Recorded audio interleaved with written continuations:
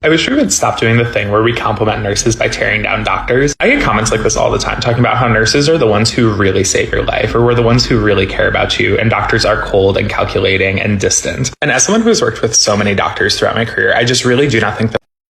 Oh my goodness, technical difficulties. My sound and video were not synced up, so I'm trying again. I am doing a whatever this is to Nurse Connor's video because for 2 decades I have so strongly felt this exact sentiment, and it was expressed so beautifully and clearly.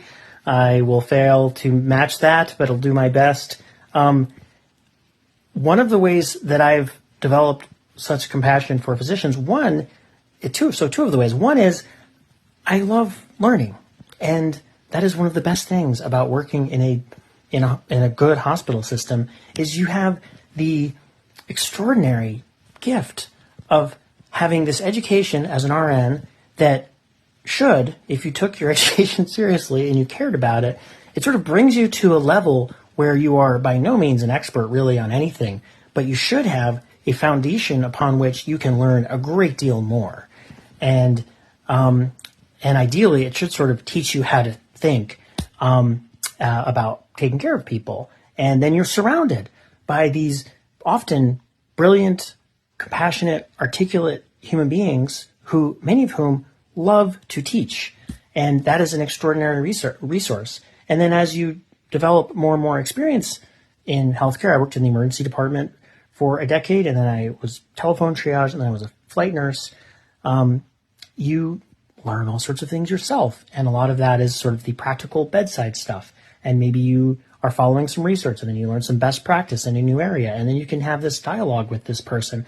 And that's pretty unique and extraordinary that you can have people who have, advanced, they have 15 years of education, with residencies and fellowships and all the continuing education and all of that. Then you have someone with like 4 years of education, and you can, to a certain extent, feel like peers, and that is remarkable. And so a lot of that dichotomy of this, like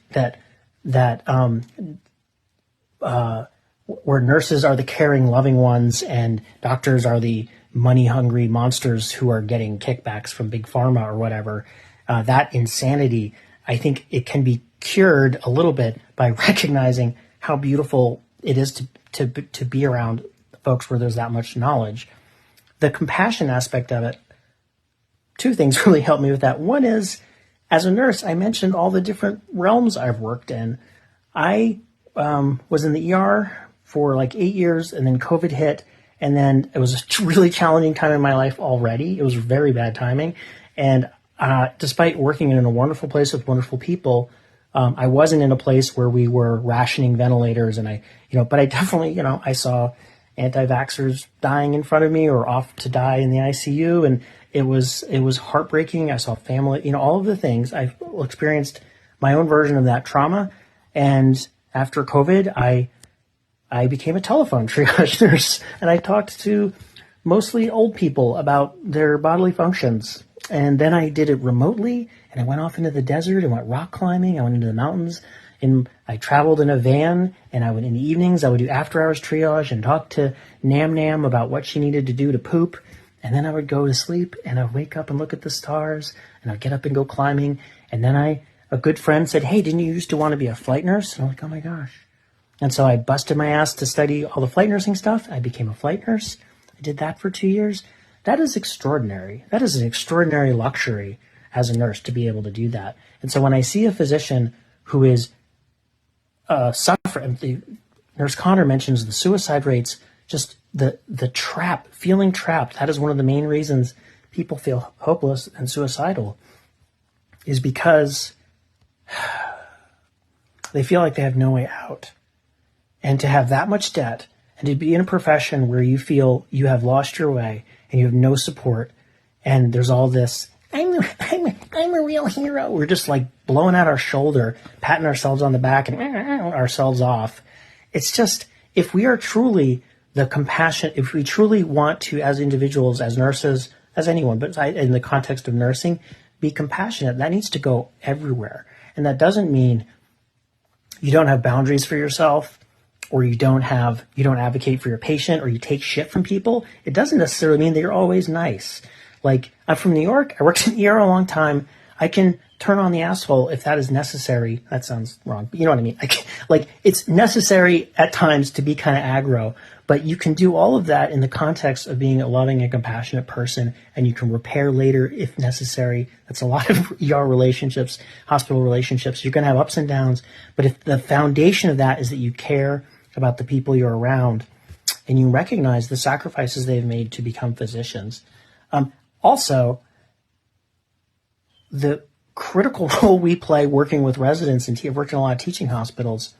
And if you cannot have compassion for a first-year resident who maybe isn't even, and there's racist bullshit that happens here too, first-year resident, maybe from another country, they probably speak spectacular English, the Queen's English often, but with like maybe an accent and some fucking salty ass fucking night shift nurse complaining to me, I can't even understand your accent. Fuck you, Hilda.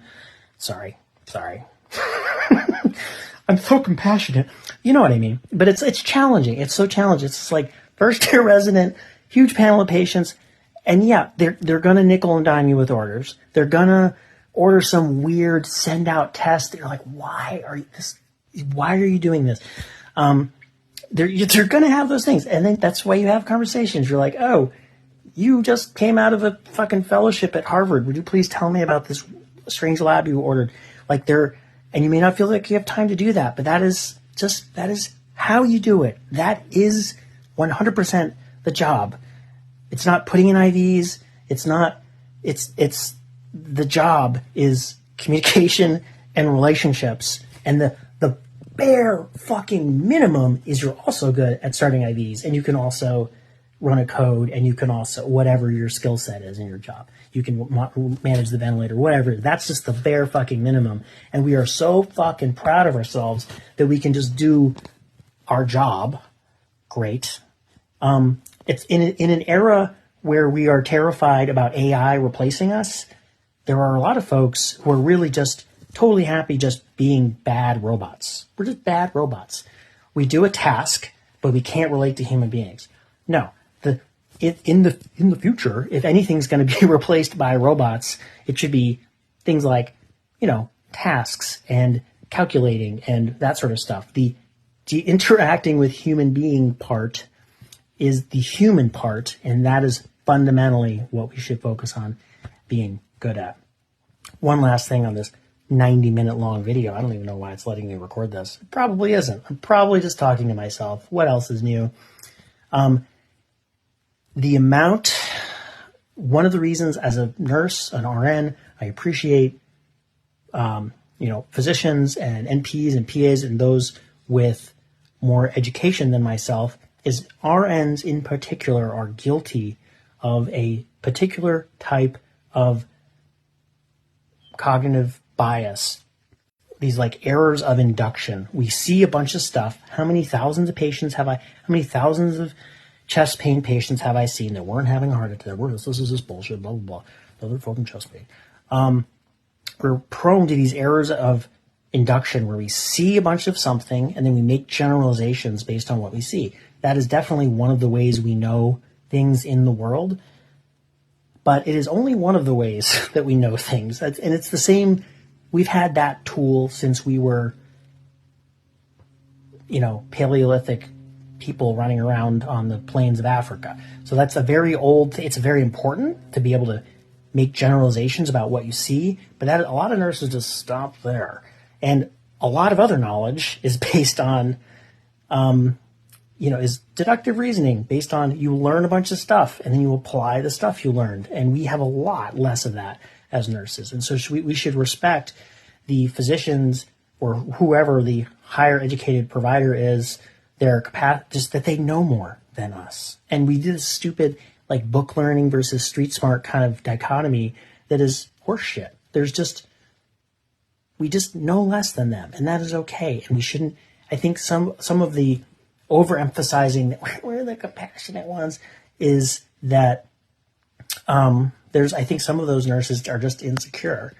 They just can't admit that they know less. And it's fine you know less. Of course I know less than someone who did a fellowship at wherever, in neuroscience. Yeah, of course I know.